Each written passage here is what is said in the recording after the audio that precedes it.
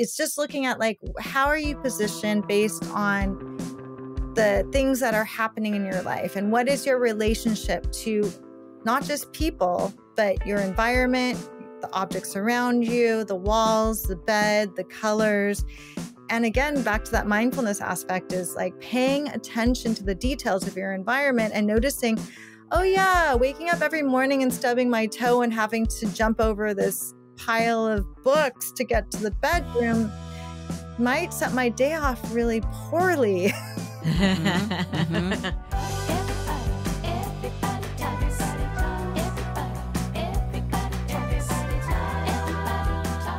Hey, everybody, I'm Laura Schulweiss. And I'm Jen Giamo. Welcome to another episode of Everybody Talks, the podcast where we explore the wide world of wellness. Sometimes we talk to experts, sometimes we just talk to each other, but we're always talking to you.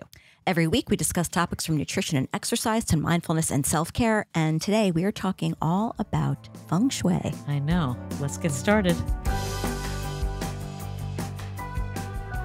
Today we have two special guests with us today. They are the co-founders of the Mindful Design Feng Shui School, co-hosts of the podcast Holistic Spaces, and co-authors of the book Mindful Living, A Guide to the Everyday Magic of Feng Shui. One of them is a licensed architect with a degree from the Pratt Institute in Brooklyn, who worked in both traditional architecture and interior design before focusing on Feng Shui. As a Feng Shui expert, architect, and holistic living consultant, she creates mindful and harmonious spaces that blend Feng Shui principles with sustainable design. The other is a certified Feng Shui consultant, interior decorator, tarot card reader, and life coach. Love that. She is the founder of Morris Feng Shui, which combines Feng Shui principles with personal empowerment, helping individuals improve their well-being by transforming their living spaces. She's passionate about using Feng Shui to support self-care, wellness, and personal growth. Please welcome to Everybody Talk, Anjie Cho and Laura Morris. Welcome, ladies. Hi. Welcome to Everybody Talks. We definitely want to talk about your book, but why don't you start with how you kind of got started, how you became started together, and a little bit about yourselves before we get really started. Yeah. So Anjie and I have been partners now for almost 6 years. We, as you mentioned, we both have our own practices. Angie's an architect. I was a designer.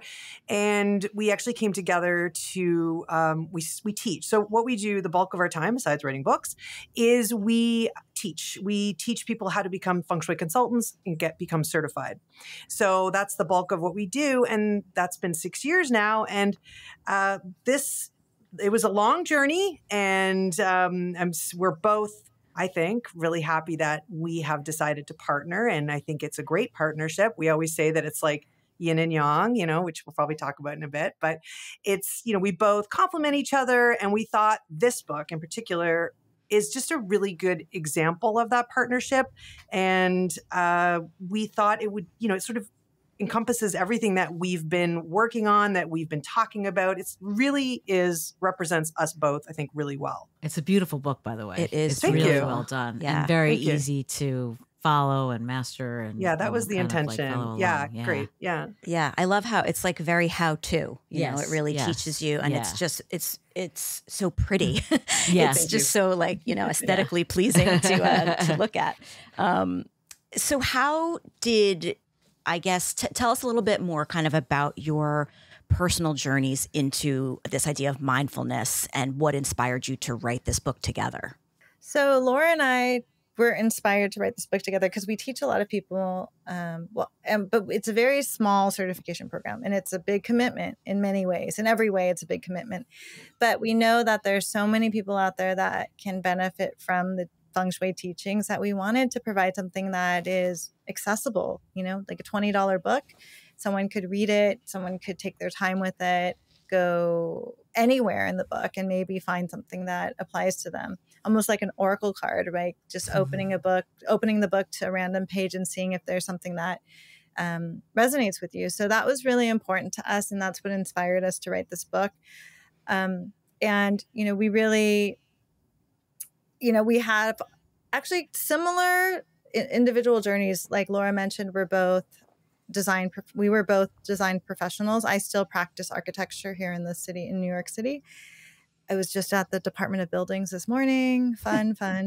And, but we both found that besides that kind of normal professional life, that we were really longing to have a deeper connection to our work. And because we had professions within the design world, home design world, it was a natural dovetail to go into Feng Shui. And then, simultaneously, we were also both studying meditation and incorporating spirituality and really tuning into our own intuition and starting to understand what that means, which all kind of happens like in your late 20s.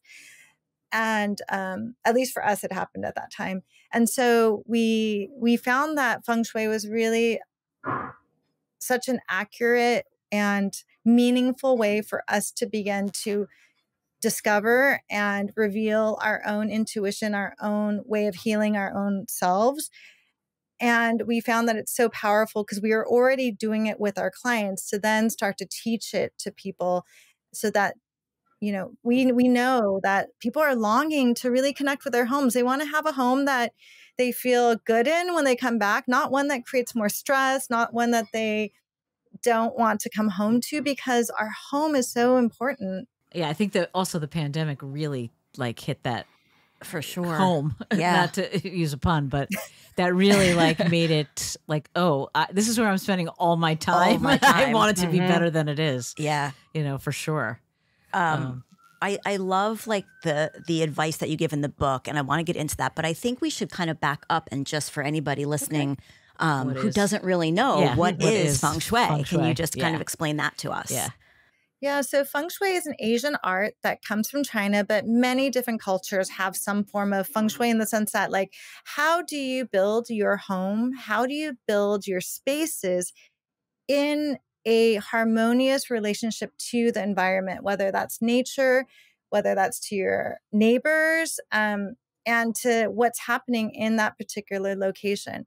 So we also like to have this other definition that not all people associate with Feng Shui, but we think that Feng Shui is a mindfulness practice where you're looking at the mindfulness of space.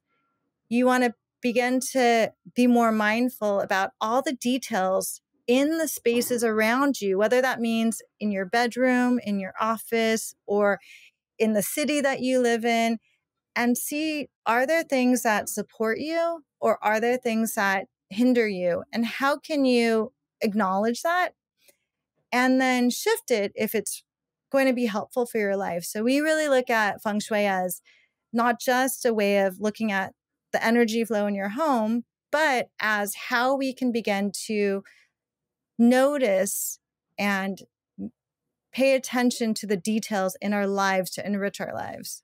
So is it sort of how the space makes you feel? Like when you're looking, I was just saying earlier that I just recently moved back to my apartment in New York City, and I've been decorating it and trying to design it in a way, and it's a very small space, and that's another question I have for you. But trying to design it in a way that is much more mindful, and that I have things in there that make me feel good, like that means something to me and make me feel good. Now I'm like, I was just in Italy. I'm going to buy something that, reminds me of that trip and all that. I don't know what the question is here, but I guess what I'm saying is, does it relate to sort of how that space makes you feel? Yeah, 100%. I mean, it is about how we exist in our lived environments. So, the idea at its heart in a way is, how do we feel when we're out in nature, when we're walking on the beach, when we're in the forest, when we're on the Amalfi Coast, when we're in, these places that we can really feel the earth and nature and the wind and the water, which is actually the name of Feng Shui. And we want to recreate those sensations in our own home to the best of our ability, right? The best way we can. And the beauty of this practice is that all of the foundational systems and philosophies and beliefs, they all come from a way of looking at and communicating and coming up with a language for nature, for energy, for how we feel. So, without getting too technical, there are many different types of nature and very many different types of energy that are represented in different qualities that you can see in the world around you. And so, you might be like, oh, I just felt so great when I was on the beach or when I was on the rocky coast or when I'm, for me, like when I'm in Tuscany, like that's earthy. So those qualities that you feel when you're out and about in the natural world, there's actually ways you can recreate that in your own space in very subtle ways, like not obvious ways. Like, yeah, sure, it might be put a picture of, the Amalfi Coast up, but there's actually other ways you're saying, oh, you know what? You actually really like water. So what does that mean? And what kind of energy does that bring for you? And there's colors and there's shapes and there's different ways to read your space to bring those in. And as you're saying, a lot of people come to this practice or are curious about this practice for the exact reasons you say. They go somewhere or they're in their home and they're like, something doesn't feel right. And now something might happen in their life where they're a little bit more awake and aware. And they're like, you know what? Something isn't right in my space now. I really feel it, but I really wish I had the language and the tools to figure it out. And that's really what Feng Shui is. And that's what we intended with this book. And that's what we teach our students to do. So it's to read your home, to say, when that's happening, that means this. When I do this, it means this. So it's that idea, just to kind of simplify it. Okay. What does it mean when you keep rearranging your home? Because I do that all the time. She does that all the time. She'll come over and she's like, did you move that this couch? What did you? I'm like, but I think to your point, it's like sometimes it doesn't feel right, or I just want it to be different, or but I want to also understand really what it means to like address that flow of energy in your space. And, how can people improve that flow of energy? I'm sure there are things that I'm doing that are blocking my flow. It must be. But I just wanted to add real quick that converse to Jen, who has just moved back into her apartment in the city, who I have lived in my apartment for almost 40 years. I heard. Yes. So because I've lived here so long, I am a clutter hound from way back. It's like to try to change what's here, and I'm very averse to change in all things. I don't like change at all. So it's like, how do you address that space that you have and be like, okay, I mean, what, like this smallest little thing, like you have to do it in really baby steps with someone like me, I would think, Yeah, it's really a practice that is best done when it's fine-tuned for each person. However, that's not always within someone's means, or there's not that opportunity. That's why we wrote the book, so people would be able to have some kind of inkling. But I think as well, it's really important. Like Laura and I want people to know that there isn't anything special about us. We've done this for a long time. We have more experience, but really it's about what you think. So I think in general, like if we're going to talk about these two situations that you brought up, you lived in your home for 40 years. Yeah. And Jen, you just moved back to your home. And then, so there's something already natural about your life situations, but there's also something natural about your own inherent qualities, right?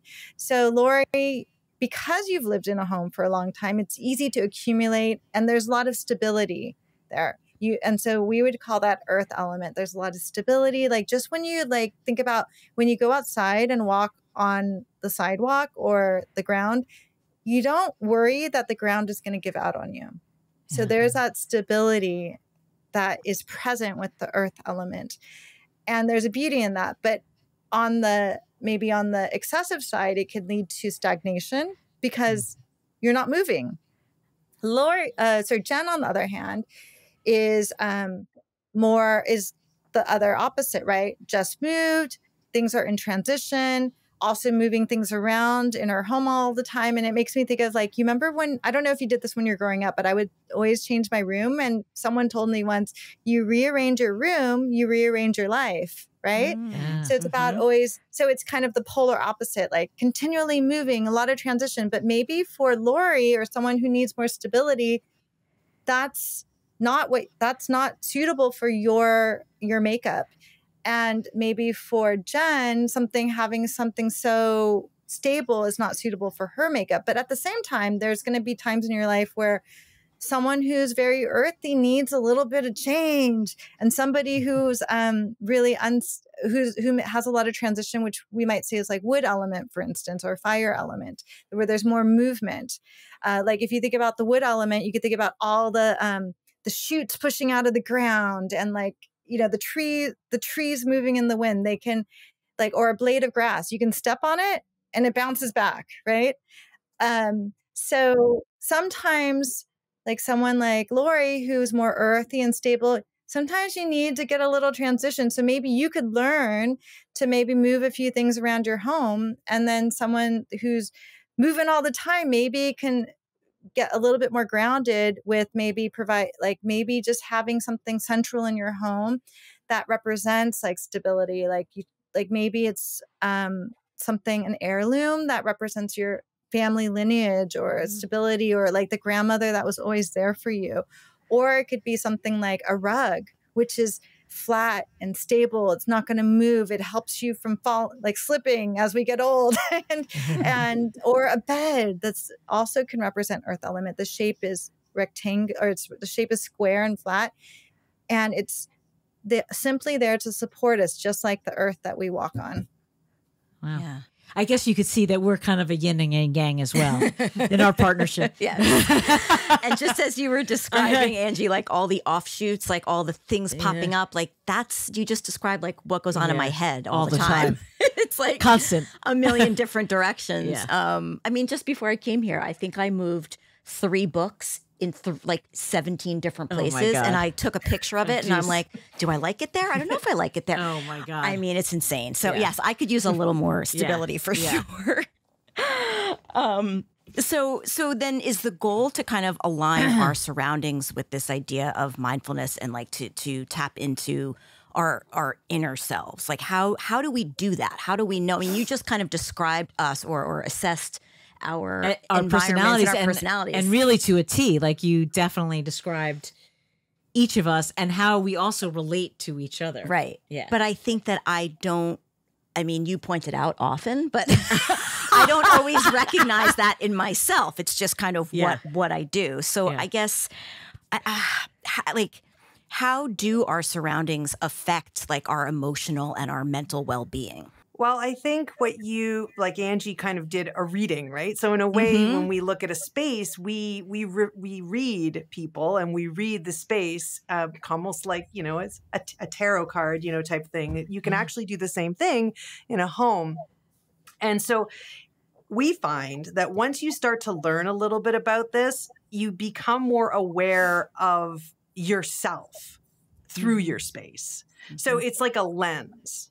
You know, so Feng Shui is like a lens that you can look through by saying, you know, what colors do I like, or where is my bathroom, and how have I set up my bedroom, and these are all. It's like, oh my gosh, you know, I do that, and that is right, just the way Angie had done that, and it gives you a sense of awareness. But what's important is to make sure that it's not right or wrong.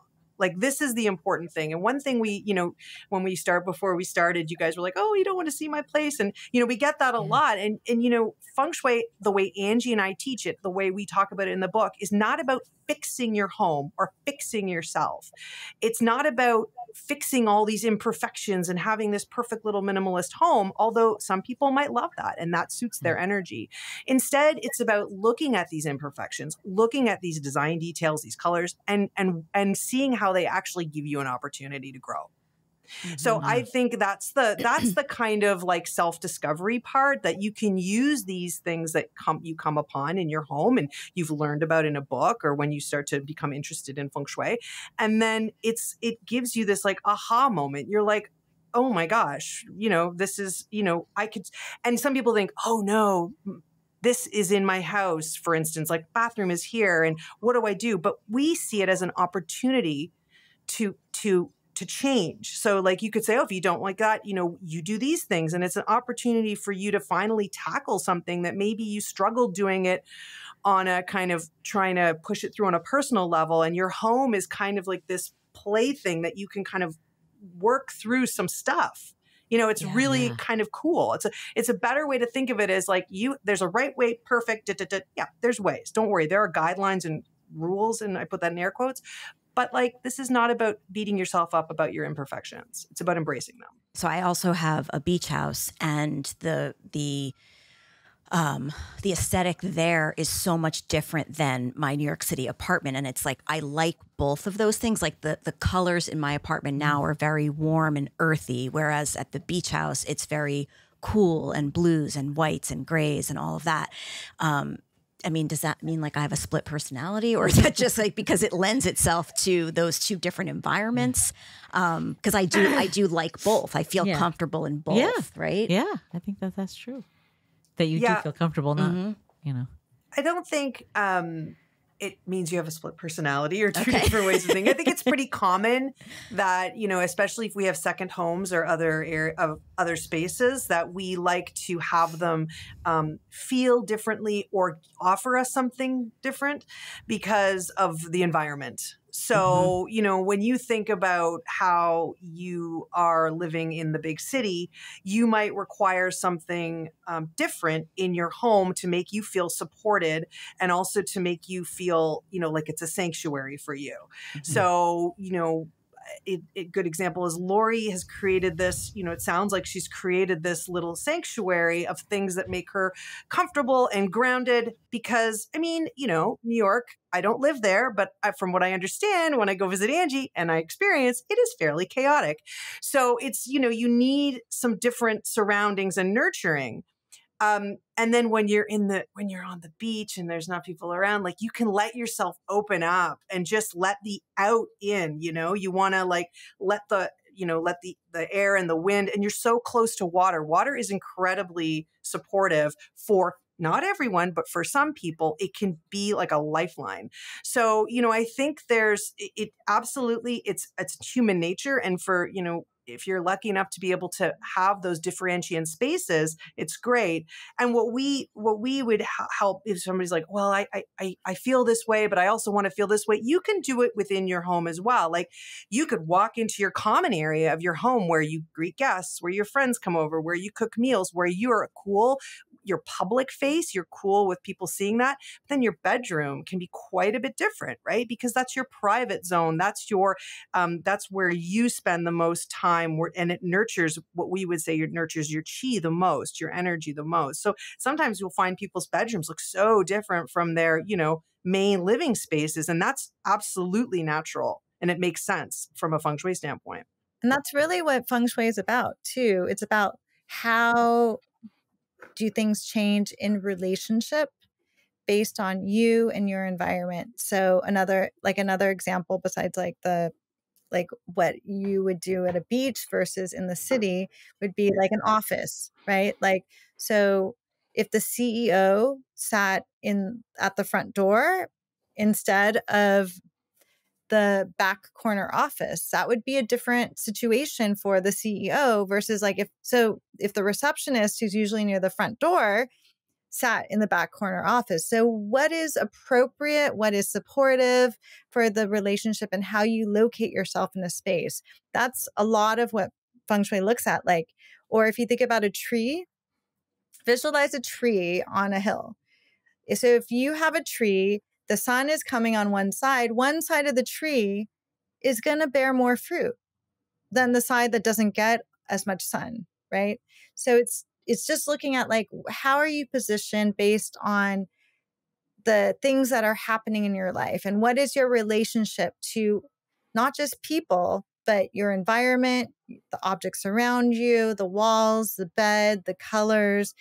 And again, back to that mindfulness aspect is like paying attention to the details of your environment and noticing, oh yeah, waking up every morning and stubbing my toe and having to jump over this pile of books to get to the bedroom might set my day off really poorly. I actually have a question. You talked about a workplace, and in my workplace right now, we're moving offices. Everyone is moving. Walt Disney is heading us all downtown to this one headquarters down in Lower Manhattan. Right now, we're on the Upper West Side. But right now, our offices are filled with, my desk has pictures of my dog and my friends and my family, and there's things all around, and everyone has those kind of personal items on our desk. And moving to this new space, we're not allowed to have any personal items on our desk. And so I'm feeling like listening to you talk, it's like the corporate giant saying to us, we're setting the tone for you. Like, this is work. Yeah, there's no feng shui there for you. No, but in some ways there is, in the way they've set up our offices and the way there's neighborhoods, and they're trying to do that. But it's just very interesting. It's that they're setting the tone for how they want you to feel at work, instead of you trying to kind of incorporate your own homey feeling, to yourself. I have a question. Are you going Yeah. to have a permanent office, or is it a hoteling situation? It's there right now. It's being touted as a hoteling situation. That's why they don't want that, right? But in our personal offices, they've worked it out. That's just not the way my boss functions. That's the way we function. Everyone is going to be assigned a place. But even with that, we're not, there's no drawers. You can't leave stuff overnight. Like, it's just a really changing the way you think. Your head's going to explode. My head is going to explode. It's already exploded. I mean, I'm in a major denial of this move, and it's 6 months away. It's less than 6 months away. It's like 4 months away. But what can you do in that situation? I don't know. Not much, right? Yeah. So if I had to guess, and I'm guessing here, there is, just like I said, it's separating your work person and your home person. What they're doing it, whether or not they're doing it intentionally or not, this is what's going to happen, right? Yeah, so you're going to really show are. up. Yeah. You're going to show up, and you're going to have to leave all of your personalness home, and you're going to show up completely like a blank canvas, and all you're going to be focusing on, because all you can do is probably making connections with your coworkers. And that's hopefully what they're focusing on, is because of what we've all been through, where people didn't even want to come back, right, to the workspace. And so now they're like, what is the workspace nowadays, right? Like, it's got to be its own thing, because people don't necessarily want it to be an extension of their home, because they can work from home, if they, I'd rather do that. So now they have it so that, okay, when you're here, we're coming together. So I think for you, in order for you to keep yourself sane, is see it as that this is my time to connect with coworkers, as opposed to make this my office on site. And then you should, hopefully you have a decent work from home setup. Yes. And if not, that might be something you'd want to work on, to get that, so that if you have to do substantive work where you're like, I got to think, I got to create, you can do that. Because if you're a creative person, that setup is real hard. Like, you need that. Hard. Like, we always say, I'm a creative as well. I'm an artist and a painter. And, people are like, oh, you have to have clutter free. But there's something about mess, not clutter, mess, that provides you this creativeness, like particles. You know what I mean? Like, it's just this like thing when you're in the middle of a project. So you'll need that. So you're going to have to find a space to do that. But then, like, I think when you come into the workspace, it's like, okay, now this is about connection and team connections and all that stuff. That's such a great point. Where was that mess argument when I argued with my father all those years? I also have another suggestion too, because a question I get a lot, especially from young people, but also probably in the situation where people go into offices, because there's a lot of young people that that work in these co-working spaces, or they work. They don't have a space at home to work. So they work at their dining room table or on their coffee table or at the coffee shop, right? And so how do you create a sense of space there? And so similarly, maybe something that you can also apply is to even get like a desk blotter. Do you know what those are? Yeah. And remember when I talked to Jen about creating, like, if she needs stability, maybe she can bring more earth elements. So that's a way to create more stability. Okay. Is to get a desk blotter and put it under your keyboard or your laptop or whatever situation you have. And that provides you, it's like a little like spot for you. And it could be an earthy color or your favorite color. Maybe you start maybe you can get a clear one where you can start slipping in pictures. Oh, that's a good idea. I love this idea. I love that idea. You could also roll it up and put it away, because I guess you're going to get lockers then. We're going to get lockers. Yeah. You've done this before. Yeah. Well, I work with offices. I mean, I did a Feng Shui thing just before the pandemic for an office that just switched to hoteling.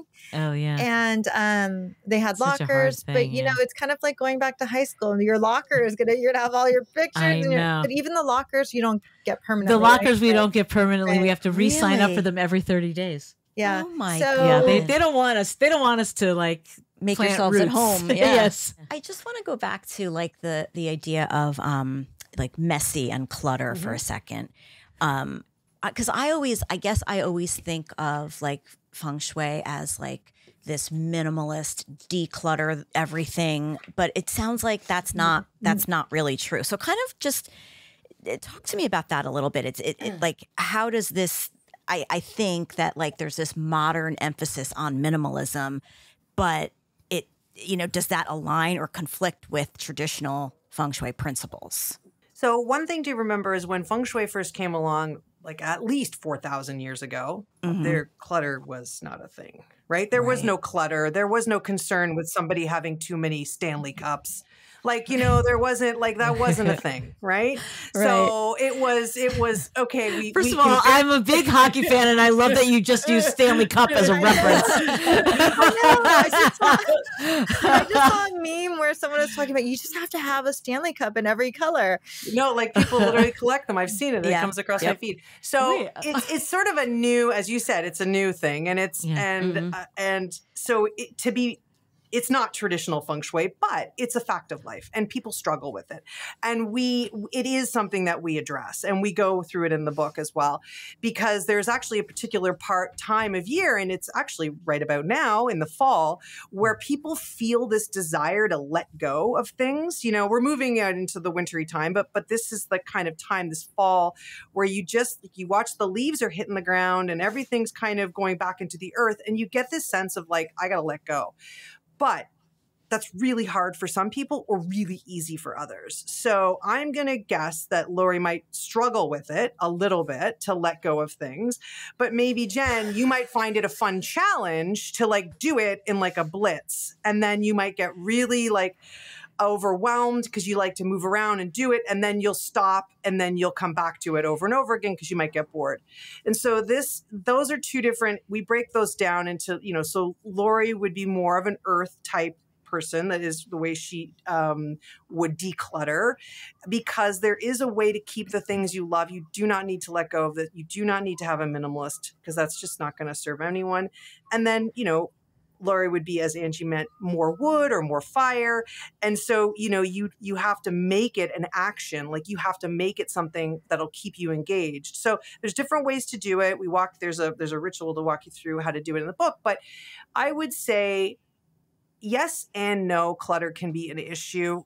Messy, I think, and it's a testament. If you need to be a creative person, you need to be messy for a certain point when you're working on projects, when you can't constantly live in a perfect space. But then once that project is resolved, or you feel you need to start a new creative project, we recommend that you clear everything off, or at least 50% of your desk, reset your brain and your desk and your work area so that you can then, start again and be productive. Because there is the idea of letting go is connected to productivity in Feng Shui. Like it's the same energy.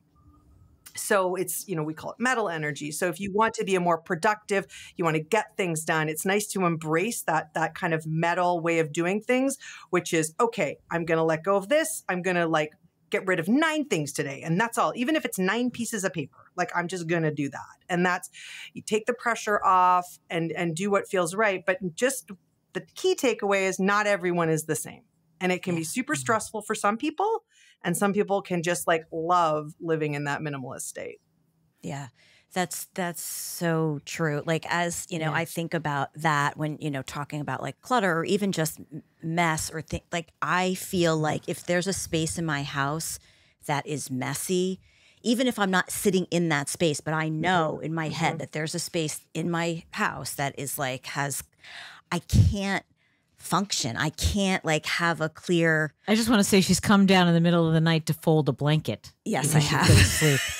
That's very metal. You might be more wood and metal, actually, I think. Yeah.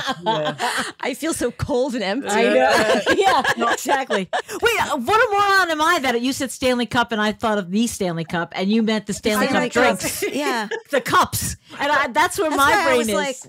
Because the hockey season is just starting. That's why I'm very excited. I did not connect what you were talking about at all. I know. I was and then all of a sudden, after you started talking, I'm like, oh my God, you're a moron. Like, what the hell? But yeah, funny. I think, I mean, that's also, you know, I have other. I like that you're metal and cold. I'm metal and cold. I'm wood and metal. Yeah, it's not It's cold. not cold, Metal I is, know. metal is not cold. Metal is actually a really great element. And I don't want to geek out too much on the Feng Shui thing, but it can be, we like to see it as Anjie has quite a bit of metal in her as well. And it's the ability to, I always think of it as being an alchemist. You can take something from nothing and make it beautiful because you just get it done.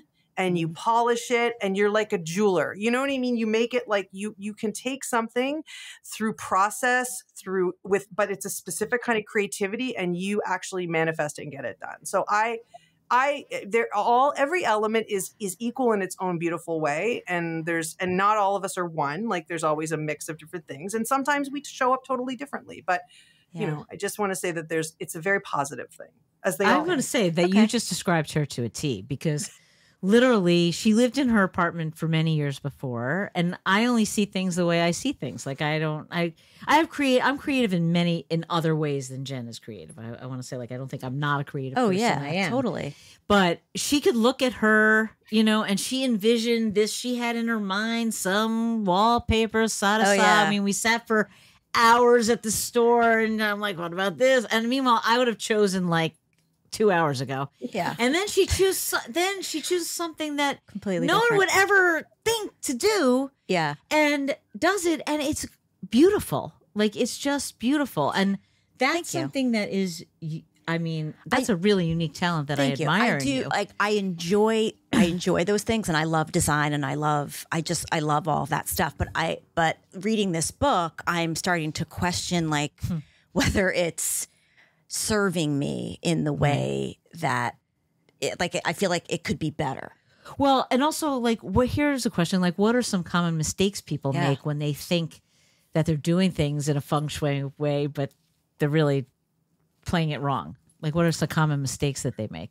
That's a great question because we don't really see it that way. We see it that whatever you end up doing, even if it may not be correct, there's a reason for it. Because certainly there's tons of people who may have misinterpreted something you said or something you did or some feng shui thing that they read online. And if they tried it out and maybe they got a non-result, a bad result, or a good result, it actually doesn't matter. It's what did you learn from the experience, right? So, and to Jen's question, you know, sometimes people worry, oh, is this something that I need to change? Or is it your superpower? And maybe it's your superpower now, but it's not your superpower later. That's your journey. And one of the teachings of Feng Shui from Asian philosophy is that life is like a sine curve and things go up and down. There's no left without right. There's no happiness without sadness. And really, when we try to just hold on and fixate on things being static and not changing is really when there's no more life. So things don't change and stay perfect when you're dead, when you're not breathing anymore. But as long as you're a human on this planet, we have ups and downs. And so what can we see from the situation? Is it something that we can accept and value about ourselves? Or is it something that we can, that needs change because it's hurting us? Like, so if someone is, like to Lori's situation, if someone feels really stuck in their life and then they feel really stuck in their home and then they have all these other things manifesting, like, too many things accumulating. And I mean, to the extreme, it would be a hoarder, but just an average person. Like maybe you have just like a room or a drawer. I mean, in New York City, you don't have a whole room, but like maybe you have a closet or a box that you've not even looked at in 20 years. Or a few. Yeah. Yeah, but maybe it's under your bed. Yeah. And then you look at it. So like for instance, your bed, how many hours do you guys spend in your bed? Yeah, not enough, I could tell you that. But at least like a quarter of your life, right? Sure. So that energy or that what you're sleeping over really affects you. So what do you have under there? So if it's a box that you've never looked at, maybe it's time to look at it and see, what are you sleeping over? What have you been sleeping over the last 40 years, right? And so you just start to investigate and understand, and maybe there's something that can give you some more insight. Like I just watched my hairstylist opened a new salon, and he had his mom died of cancer last year, and he had her grandfather clock moved in there.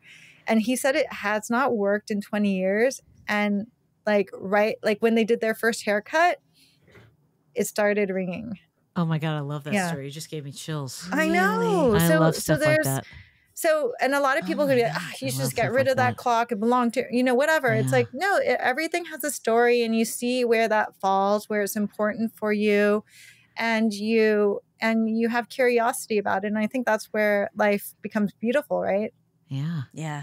I love that. Yeah, I love that too. That's it's making me think about, like, I don't know. I feel like I'm cold and empty. You're not cold and empty. She's actually one of the warmest people that I know. But like, as you're saying, like, so I'm thinking about things that, you're saying, like, all right, in your bedroom, and what do you, like, when I come into a space, and this is kind of what I wanted to ask you, like, do you ever go into a client's home and I know you're saying everybody, it's not right or wrong. I get it, and I'm not here to judge. I am just saying, have you ever walked into a client's home and just been like, oh my God, this all has to change? Before you answer, that's how Jen walks into my apartment every day. We're in my apartment now. That's how she always walks in. Sometimes.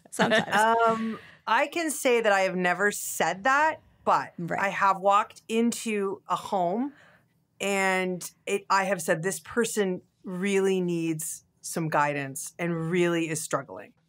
I would say that instead of being really, and they need some, there's something going on that's deeper here. Yeah. It's not really about their space, and it's about something like they're lacking something, or they feel insecure about something, or there's worry and there's some trauma. And that's where you kind of have to use the space to guide you and to help them kind of. The nice thing about Feng Shui is it's kind of a very low, it's an absolutely low kind of involvement. It's not, like a procedure or anything like that to get in. It's so easy and simple that they can go in and start playing around with these ideas and touching on the edges of what's going on in a very comfortable way. Right. And that's, so yes, I have seen it where it needs to change, but I've never judged them on that, because I know that there's other things that we can do to really simplify it and give them some space in their life. Right. Yeah, it's very non-invasive. And a lot of people come to Feng Shui because it's easier to kind of do something outside of you and have that start to begin to make changes inside, because it's absolutely impactful on everything that you have outside of you affects the inside of you. And that is also another aspect of Feng Shui. It's that connection of inner and outer, like your outer environment affects your inner environment. And, that reminded me of a story. One of our graduates was telling me she was working with someone's home, and she said, Angie, they have all these empty Amazon boxes piling up. There's so much clutter, and she couldn't get over the clutter. And I said, okay, the problem's not the clutter, but maybe you got to go deeper. Like, why are all these empty Amazon boxes there? Like, is she a shopaholic? What's going on? What is she buying? Is it stuff? Are they open? Are they closed? Like, investigate, ask questions instead of coming with judgment. Because if you told someone, I think you need to get rid of all this clutter, that's different. I mean, we're not clutter experts, but a lot of our grads are. And one of them told me also, like, it's only clutter if they call it clutter. First of all, you can't call it clutter. Careful, then. Okay, careful, dear. You call it clutter, but also say, like, hey, what's going on? Like, why have you accumulated all these boxes? What can you tell me about it? And Wow. then they have the opportunity to share. Like I saw someone yesterday in their home, and I said, "What's this?" I noticed like all these bears. I'm like, "What is this bear about?" And she said, "Oh, it was right in front of her piano, and she's a pianist." And she said, "Oh, a social worker when I was really young gave me that bear, and I've just taken it with me everywhere. And now it like protects her while she plays her music." So you ask and investigate. Yeah, yeah. Just to wrap up, I mean, is there like 2 or 3 easy steps that people could take, that first steps into making their home more friendly? Yeah, I would say something they can try right away that's super simple is look at your front door. Your front door is one of the most important spots in your home because we call it the mouth of chi. So it's where all of the energy from nature comes in and it supports your whole home. So take a look at what's going on with your front door. Can you open it all the way like 90 degrees, or is there a whole bunch of shoes behind it or something hanging and it bounces back and hits you in the face when you try and open it? Try to get it so the door swings seamlessly and easily. If it's really squeaky when it, oil the hinges. If there's any kind of damage around it, you want to repair it. That's number one, because it really represents the opportunities that are coming to you. And also you can make it a little more inviting if you want. Something super simple is to add something red somewhere around your front entry board. And it can be really small. Like it doesn't have to be, a big painting. It could be a flower. It could be a bowl. It could be something that's, a way to sort of spark the energy when it moves into your home, because red is very auspicious. It's lucky. It's got this protective energy to it. And it can, as that energy moves into your home, it kind of like kickstarts it and brings it in. Wow. I love that. Second tip could be inspired by Jen. Everyone can move 9 things around in their home. So 9 is an auspicious number in Feng Shui. It's the number of completion.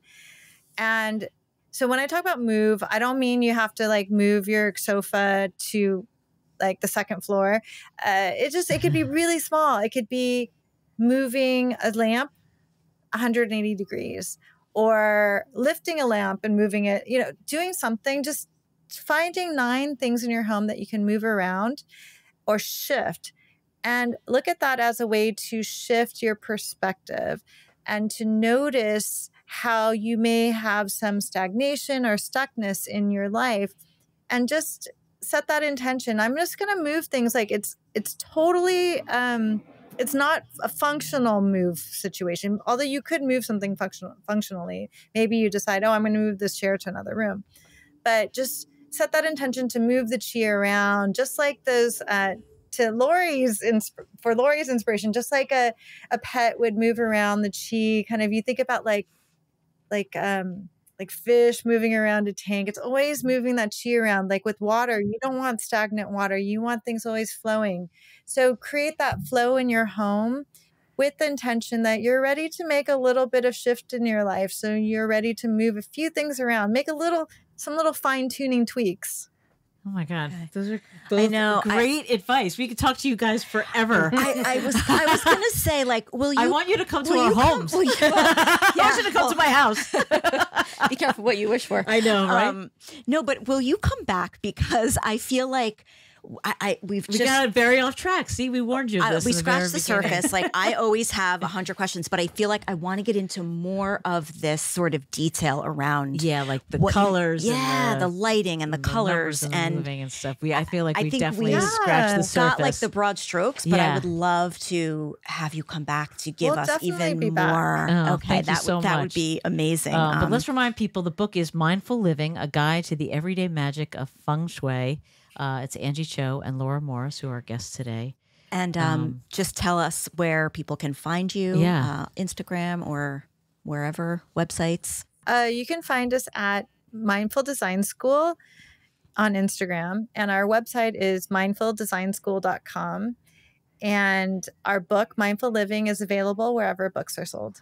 Okay. Amazing. And I think I might want to go to the mindful school. Yeah, this happens too. This happens too, by the way. we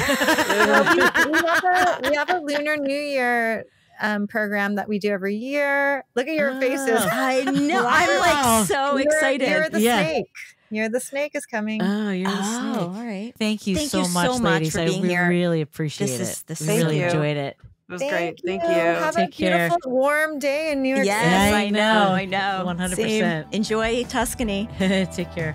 Bye. Bye, guys. I loved talking to them. I love by the talking to way. them too. They have to come back. I know. because- I also I have to say, how every time we talk to people that of something like this, mindfulness, that it kind of reinforces what we already know about each other. It does. And how different we are. And how different we are, even Yeah. though we work. It works, whatever this is. But Yeah. I just think that's interesting. But what about you? No, I thought they were great. There were, a lot of things that kind of made me think about the way I design my homes and Right. but I want to dig more into that because we really didn't get into like the details and the specifics know. about like the lighting and the colors and there's all the different elements, right? Right. Like I wanted to understand more about how do you integrate all of those elements into your home. That's right, because you need to have a little bit of all of them. I right? do. Yeah, you And- do. Yeah, We do. Everyone does. I mostly have Earth. You're all earth. I'm all earth. I'm grounded. Yep. My feet are stuck in cement. I'm They so sure grounded. Immovable. They are. They are. But yeah, and the the wood and the metal Yeah. needs a little balance with, some of your earthiness. Oh, but I love that you're an alchemist because you are. That describes you to a T. Really? That's how you are. You see things, and all of a sudden, it like makes something that's I guess. works, I don't you know. You could take a lot of disparate things. I mean, think about that's what you do for your job. You True. take someone's body that they're in, Right. and you help them change it and shape it into a way that they want to be, Right. Yeah, I or guess that's true. desire to be healthy, Right. fit, but Yeah, it's a good analogy. I feel like that's what you do. Yeah. I mean, I love, I love design and I love, ever. all of that stuff, but I want to understand more about Yeah. it and how to make it work. Well, you're afraid you're doing something wrong all the time. You kind think of. like, oh, maybe my bed shouldn't be there. I don't But- want to block my chi. Exactly. But, sometimes your space dictates what it is. Right. Like your door is where, like, Is when where you live it in an is. apartment, your door's where your door is. Right. You can't change it. Yeah. You can't change where the bathroom is. You Right. can't change where, But you could align things Yes. in a way that, which I just feel like we needed to dig into that a little bit more. Yeah. It was funny when she was saying, like, when you were a kid, did you always rearrange your room? Oh, that's I funny. would rearrange my room. I swear to God, Oh, that's like, funny. every other week. I would move the bed, I'd move the Wow. dressers, and it just made me feel like when I was really young, I had a canopy bed. And Of course you did. I just want to say, of course you did. Of course you did. Of course you did. There's no question that you did. I had a queen size bed with a canopy. You had a queen size bed? Mm-hmm. Oh, little princess. I always had a queen size bed. Oh, not me. I had a twin. Yeah, no, but I'd move it from one side of the room. And I mean, I think Yeah. there were 3 different walls it could be on. It was on all 3 of those Yeah. walls at any given time. But yeah, I can remember my mom's like, how did you drag that across the floor? I'm like, yeah, I did drag it across the And floor. I want to say something that's gonna. I think I've told you this before. I feel like I have, but maybe I haven't. Conversely, in my room, I had all of these stuffed animals on my bed Mm-hmm. that had to be in the exact same spots. There was a pig. There was a turtle. There was like a little dog. I had about 10 of them, Mm-hmm. and they had to be in the exact same spot every day. Shocker. And then at night, I would methodically take them and I'd face them towards the wall because I was afraid They that were going to woke come up. alive? Yeah, they were. I thought they came alive in the night, so I didn't want them looking at me when I went to sleep. But the next day, I put them back, and they all had to be exactly where they were. I did not want anything to change. I never want anything to change. Where are they I'm now? so stagnant. Are they still in your bedroom? No, but I have the box. I just got the box from my dad's. The box of Stop the it. animals. You have the stuffed animals still? Yes, they're in the storage unit. They're in a box. Oh my God. Yeah, I mean, it's like my childhood stuffed animals. Yeah. What am I going to do? I don't know. I got rid of mine like 40 You're years ago. heartless, because you're heartless and cold and like metal. But you know what? It is funny shoot, it's not that you okay. say that about the stuffed animals because That's okay. We look better blurry. I know we're so blurry. I right like now. it. Why are we so blurry? I don't know. But yeah, the stuffed animals, I had the same thing. They didn't necessarily have to be in the same order, but they were all on my bed. I don't know. There had to be 20, 30 of them. Wow. And all different sizes. And I would say goodnight to every one of them and kiss them each. I definitely said goodnight to them. Oh my God, can I change? I can't change the camera. That's terrible. It's all right. Oh, well. It's fine. It is what it is. People stopped listening after I you know. talked about your After stuffed I said animals the stuffed animals, and then I still have them. being in the storage unit. Anyway, we hope you got as much out of this episode as I know that we did, and Yes. we're going to bring them back More because to there's come. much more to come. Yep. So thanks for listening. I'm Lori Schulweis. And I'm Jen Giamo. And this was Everybody Talks. Talk to you next time. Take care. For more information about our podcast, to learn more about us, and to catch up on all of our episodes, go to our website at everybodytalkspodcast.com. Follow us on Instagram at Shuli, at Jen Giamo, and at Everybody Talks. And if you want to watch today's episode, go to our YouTube channel at Everybody Talks Podcast. Join the Everybody Talks community by checking out our Patreon page, where you can become an exclusive member of our wellness group and be a part of the conversation. And don't forget, if you like what you've heard, give us a 5-star rating, write a review, and tell a friend. We're for everybody and everybody. The Everybody Talks podcast is co-created, executive produced, and hosted by us, Lori Schulweis and Jen Giamo. Produced and edited by Station 16. Our theme song music is written and performed by Jackie Ryle and Aaron Navisi, with additional support from our pups, Oliver, Milo, and Murray. Talk to you next time.